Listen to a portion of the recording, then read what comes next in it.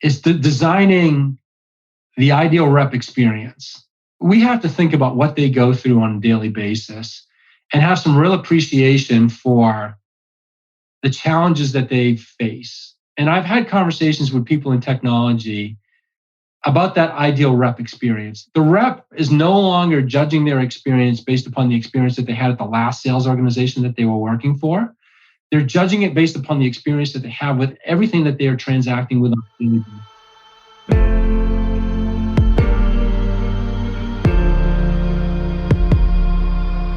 This is Sales Ops Demystified, the #1 most downloaded podcast in sales operations. We invite the brightest minds in sales ops onto the show to deconstruct the what, why, and how behind rep productivity, forecasting, metrics, and all things revenue. This podcast is brought to you by Ebster, a revenue intelligence platform used to identify risk in the pipeline and score customer engagement, and is sponsored by the Global Sales Operations Association and the UK Revenue Operations Network.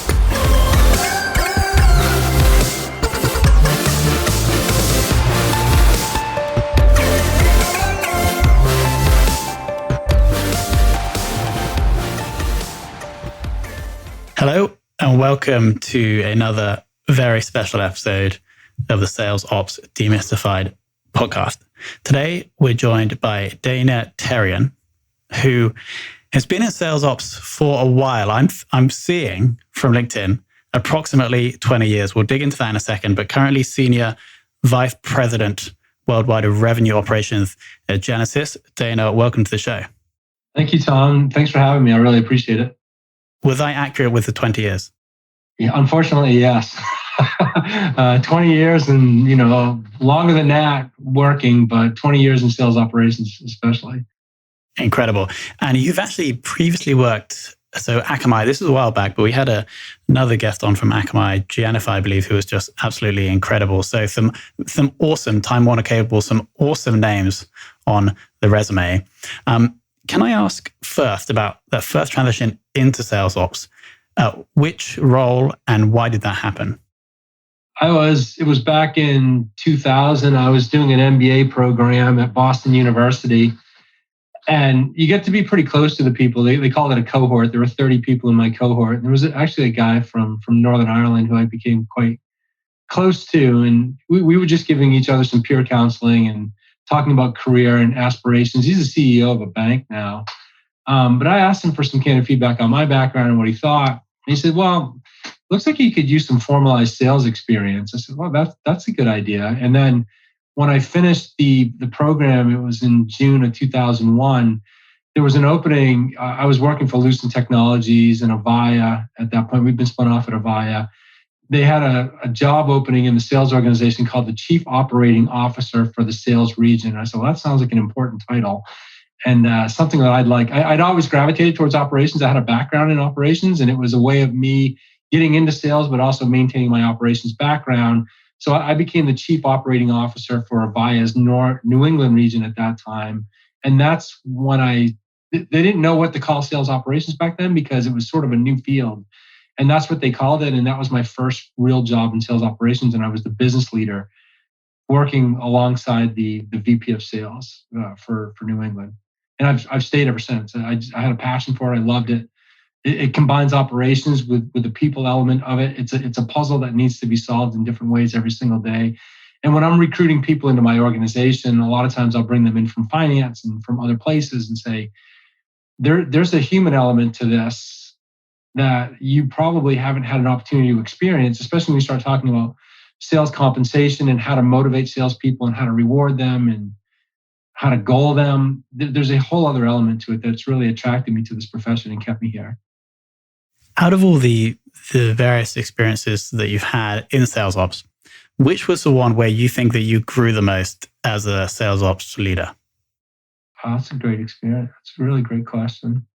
I've been in sales operations for quite a period of time. You noted that I was at Avaya and I went to Akamai. I did a year there. there was a sales leader that I loved at Avaya, and he got promoted and asked me to come back and be his operations leader. And I did that. And then from Avaya, I spent another 5 years at Avaya, and I worked around in a bunch of different companies. And then I started to say, well, this drama seems to be the same. Like I'll go from one company to the next company. They'll have the same set of problems. They'll have the same dynamics going on between sales and the CFO and product management and marketing. And I felt like I'd seen all those problems and solved all those problems, and I was getting tired of it. But then an opportunity came for me to join Serious Decisions as an analyst. It was an opportunity to go back and be the college professor of sales operations after I had been working in sales operations for a long period of time. And I think that is where I really had an opportunity to reflect upon what I'd done up to that point. It's very difficult to write about what you've done and to create research on that, because now you have to explain yourself and you have to back that up with facts. And after a year as an analyst, I led that advisory practice for Serious Decisions. I was exposed to a couple of really great people. The two owners of that company, they developed me. But I got a closer relationship with marketing. I got a greater understanding of what marketing does, because Serious Decisions had so much resource in the marketing department, had so many wonderful marketing leaders there. And I understood the value, and the value of that organization, not just from the resources they produced, but the marketing organization under Jay Gaines at Serious Decisions it was empowering for me, because they built my brand as an individual. And they really made me, I say all the time that I'm LinkedIn famous. They made me LinkedIn famous because I was doing all of their speaking engagements. I was traveling all over the world. I was meeting with customers. I know so many CEOs now as a result of that, especially from some of these sales performance management vendors. It elevated me to a whole different level, and it built relationships that I never would have had if I hadn't had that exposure and been able to do that at Serious Decisions. And later they were acquired by Forrester. So that was transformational for me. And honestly, you probably wouldn't be speaking to me right now if I hadn't had that in my career, because I wouldn't have this recognition from people out there who speak highly of me and who I've worked with. Sure. I mean, just for the audience's sake, you spent about 13 years as a practitioner in sales ops, and then there was like a 5-year, I don't want to call it a break, but a 5-year role where you were as part of Serious Decisions, which was acquired by Forrester, where you're not necessarily being a practitioner, but you are researching, creating content, advising. Is that accurate? Yeah, absolutely. And it was a way for me to stay in a sales operations career, but to change the profession. Now I became a researcher and somebody that had an opinion about things that were happening in sales and sales operations. And honestly, it's a really tough decision from there to see if you ever want to go back to being a practitioner, because you get back into it and there's a lot of things that happen as a result of being a practitioner. There's lots of different kinds of problems that you have to solve. So it was a conscientious decision when I joined Genesys. It had to be the right role for the right company at the right opportunity. And there's so many good things happening at Genesys right now. And my decision to join Genesys, I mentioned that I came from Avaya. And 20 years ago, that market was under assault just from technology. So you had Avaya and you had Nortel and Cisco, and we were talking about competing with companies like Microsoft. I couldn't imagine in my brain how I could compete with Microsoft. They weren't a telephony company. And companies like Zoom didn't exist, and you never heard of WebEx, and things were coming from all the different places. So over 20 years, this has evolved greatly. Avaya went through bankruptcy, Nortel went through bankruptcy. Other companies have had their challenges. We've had lots of new players come into this market. And I feel like it's 20 years later, and we now know who's emerging on the contact center space as the clear leader, and it's Genesys. So when they came and asked me if I was interested in leading sales operations, I said, well, no, not sales ops. Let's talk about rev ops. And we can get into that in a minute. But yeah, absolutely. It was like a Shakespearean drama coming to a conclusion for me, where I was in this company that went through all that transition. And now I have the ability to go and lead this big function inside this unbelievably fast-growing company. And I get to be part of the market leader. So it's the reason why I chose to be a practitioner. And I chose it because of Genesys. And it was in a market that I was familiar with, and one that's been through hell for 20 years. So it's such a cool place for me to be. And I think because I'm doing that, I have the ability to go out there and recruit some unbelievable talent. We've hired a lot of people in the last year, and I'm really helping them to understand, number one, the benefits of this profession, but also the benefits of being in a company like Genesys. If we were publicly traded, we would be mentioned in the same sentences as Zoom, we're growing that fast. Amazing. I've had, I think, 3 people on from Forrester, and I always love asking them this specific question because they just have insights from the future, it seems. What do you think is one of the big trends that's impacting the world of sales ops right now? Well, revenue operations is what's really happened over the last couple of years.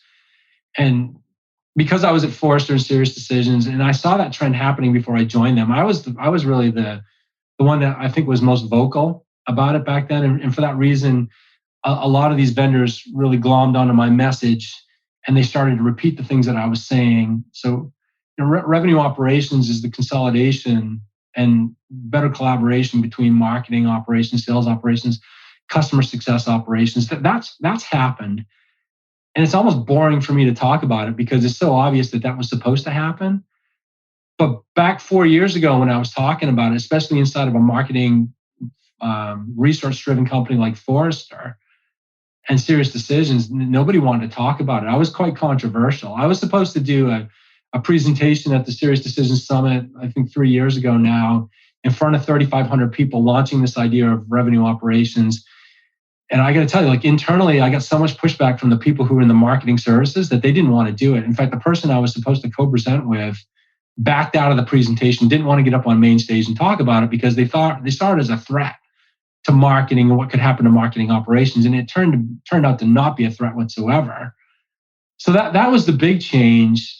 Now, I think it's not just talking about revenue operations, but how things happen differently inside of a company. We've stood up an operating committee between sales operations, marketing operations, customer success ops inside of Genesys.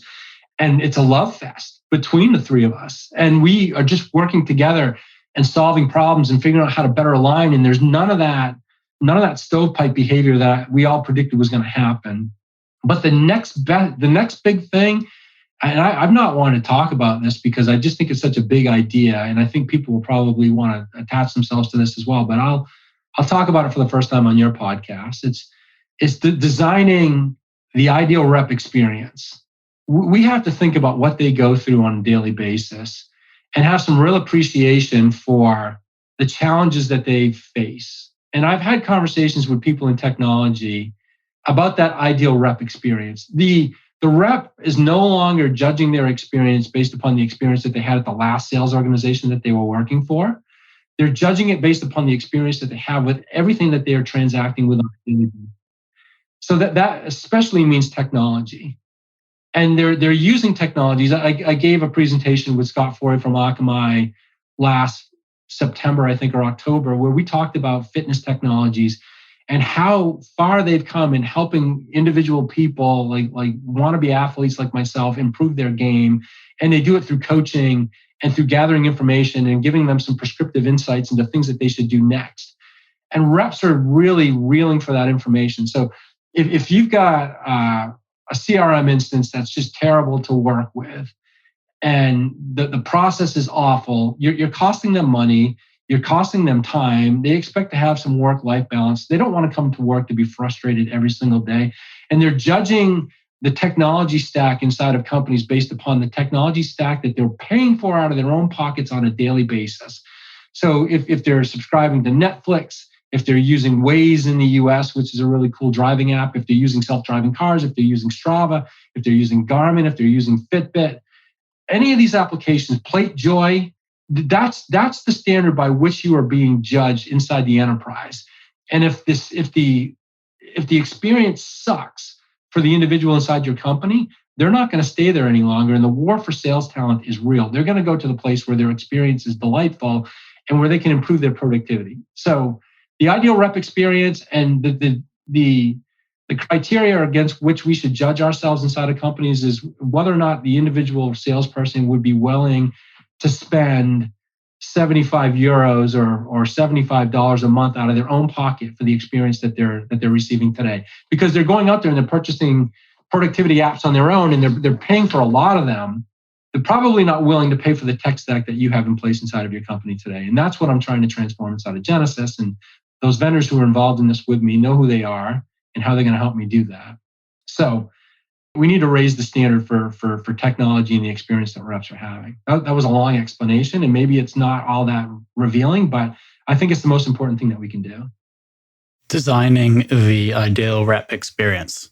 That is the goal of Sales Ops today. Absolutely. And because how else can you improve productivity of sales reps other than doing it one rep at a time? And what needs to transition, especially when you start talking about sales forecasting, is the model that we followed in the past over the last 20 years is you get on a forecast call on a Monday, and it becomes a conversation around interrogation and intimidation. What did you do last week? You start to check the facts. Did they do what they were supposed to do? Are they lying to me? Are they holding information back? Are they sandbagging? Are they over? Do they have happy ears? That's a ridiculous conversation for us to have from this point forward. So it needs to go from interrogation and intimidation to inspiration and coaching. Like the same way many of us are using fitness applications like Garmin. You look at what you did over the last week, and now Garmin is giving you some suggestions on what you should do next week to improve your own individual performance. And when you follow their advice, you can see things improve, and you're amazed, and you just keep doing it. And when we can swap that out and have conversations with them on a weekly basis about, hey, this is what happened. We can see clearly what happened because it's all been recorded for you. So therefore, you're not wasting any time on administration. Here's what the result was. Here's how you're trending against other sales athletes like yourself. And here's some things that you can do to improve and really up your game. How can I help? So it changes the dynamic, and it really changes the conversation. And some of the other things, like just inside of companies like Genesys, it's the 21st century. We've democratized information. Anyone can gain access to anything, including people from a business unit, from finance, from marketing, and they can start to challenge us on the things that we're doing in sales and ask us questions. That's a different dynamic too. And one instinct that some sales leaders could have was, we need to shut this down. We can't afford to expose all this dirty laundry. And I say the opposite. Like, it's exposing those things that makes us better, and having people challenge us. They need to do it responsibly. Like, you can't have this culture of zingers where they go in there and they look for something wrong, and then they call you out on it and say, hey, dummy, you did this wrong, and we're all suffering as a result of that. You need to be a lot more responsible than that. You need to go in and say, I noticed that something happened, and we could probably help you guys out. So many different gems that I've just pulled out of that last section.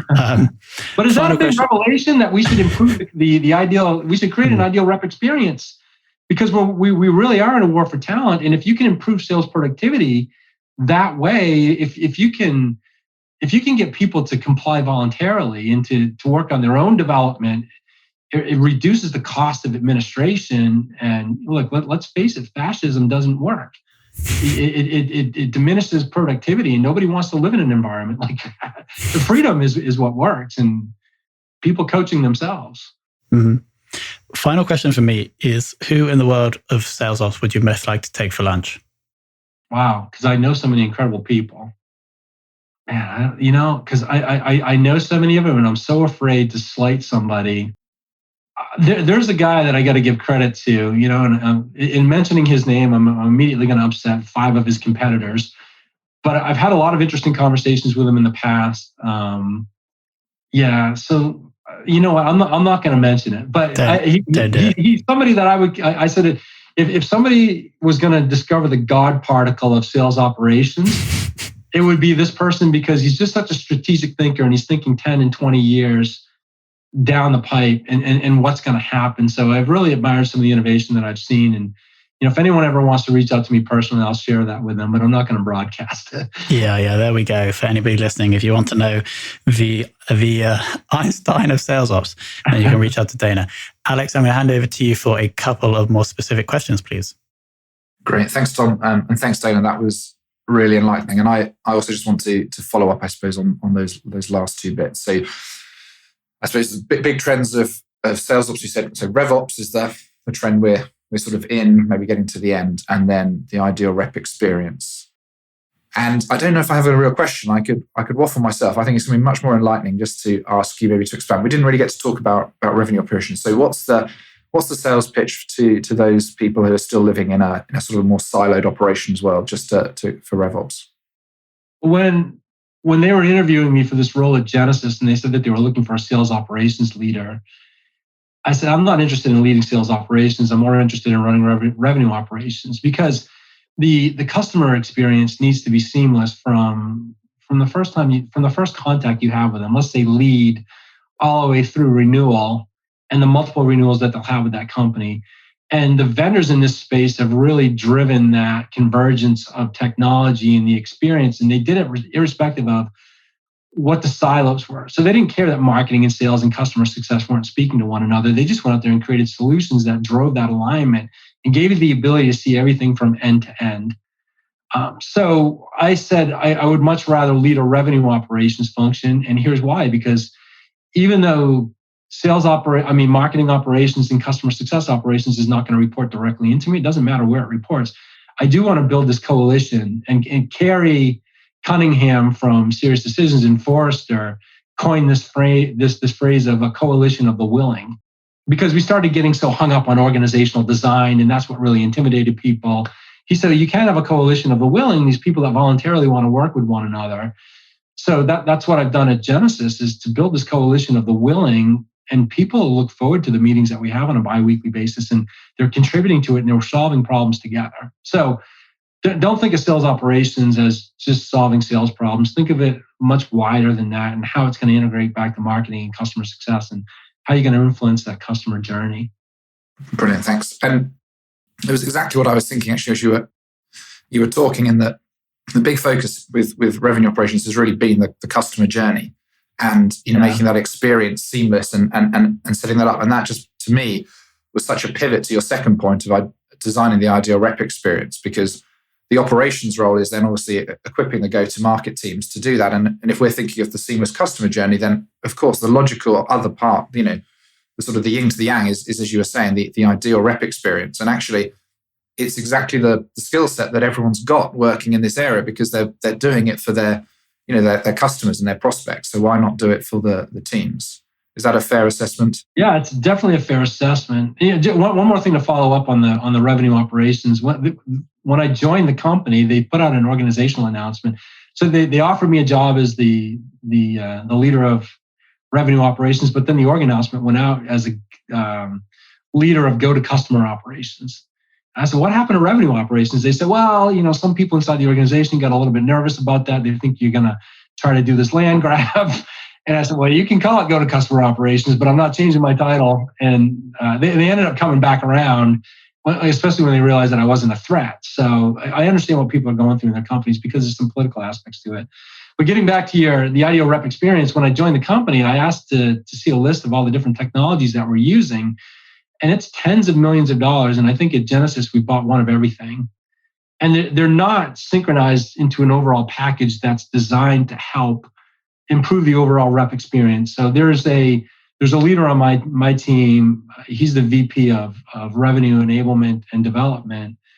And I asked him to think about it differently. Instead of thinking about what training and enablement should look like, is, well, what kind of experience are we trying to get the rep from the day that we hire them to their onboarding until their 5th year with the company, until their 20th year in the company? What should that experience be? And technology is a piece of it, but also the training that they receive, the exposure that they get, the opportunities that they receive. I said, think about it more in terms of just onboarding and ongoing training in the typical webinars.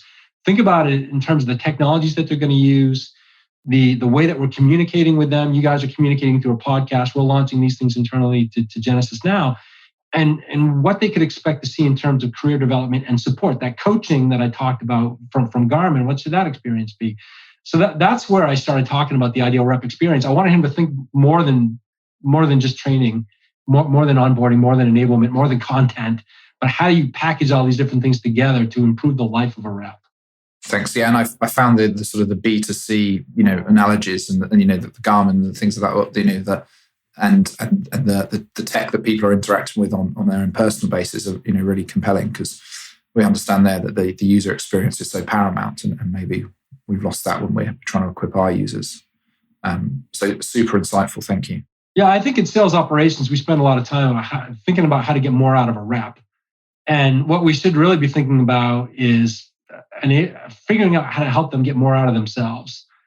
like giving them the tools and the technologies and the training and the information and the coaching and the inspiration and the desire to want to go out there and just continuously improve their game. And it's changed the way that I interact with the team of people that I'm responsible for. We've got a wonderful HR business partner, Emily Berger, works for Genesys, and we've had conversations about what my role is. And really, I'm here to create a culture where sales operations, revenue operations, anyone that's inside of this organization feels free to take risks and to come up with ideas and to try those ideas and to potentially fail at them. And that's really working. And what's ended up happening is that every conversation that I'm having with people on the team and that they're having with me is a coaching conversation. Telling me, hey, Dana, you could probably work on this, and I think we should be doing this. And I'm having conversations with them. And it's not that intimidating once a year performance management conversation that we have. It's, hey, how was your run this morning? That was the worst run of my life. And, I probably need to focus on my diet and getting more sleep, to coin that analogy. So it's more about continuous improvement and being quite frank with one another about what's working, what's not working, and not waiting to the end of the year before you have those types of conversations. You need to change the culture. Focus on culture and sales and revenue operations, and the rest will take care of itself. Thanks. That's really helpful. And your emphasis on, I suppose, being a partner with the other teams. So not a land grab in the same way that you're the partner with your sales reps and you're looking to coach them. I think it just shows that a modern attitude to business as a whole that's really working its way out in all the different the details. And I think there's a lot for us to learn from that. So thank you. Yeah, and that transparency thing that I talked about too. We're a transparent organization. We expose our dirty laundry. And look, I had a conversation this week with a senior leader inside the company that was using this information as a battering ram, pointing out the issues that we have, the things that we've done wrong, and using it as zingers in emails. And I called them and said, hey, you're making it hard for me to be transparent here. Like I'm all for sharing information as long as you're willing to participate in this and help me be a better leader and help the organization be better. But it's not helpful when you're using it to point out fault. If you're going to point out fault in others, you have to look at the fault in yourself first. So, and he appreciated the coaching. I said, the last thing I want to do is shut this thing down. Don't put me in a position where somebody forces me to do that, because it's not going to be good for either of us. Brilliant. Thank you so much. I think we're probably at time, unfortunately. So yeah, Tom should jump back in. Awesome. So, there's three things that I want to just highlight to summarize here. Obviously, your passion for defining the ideal rep experience and really like the absolute sense that makes in the future for sales ops people. Next is, and connected to that actually, is the shift from interrogation and intimidation to inspiration and coaching. And then finally, it was almost like an offhand comment that you made referring to not sales reps, but sales athletes. I think that's also a very healthy mindset for anyone listening to adopt. So Dana, this has been an absolute masterclass. I want to thank you so much for coming on. Thank you, Tom. Thank you, Alex. This has been a lot of fun. I really appreciate it.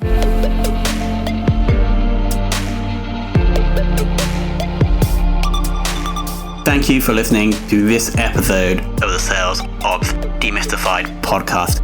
If you are listening on a podcast listening application, then please subscribe, rate, and review. And if you have any questions about the show, if you know a guest, or if you have any questions about sales operations, just hit me up at tomhunt@ebster.com. That's tomhunt@ebster.com.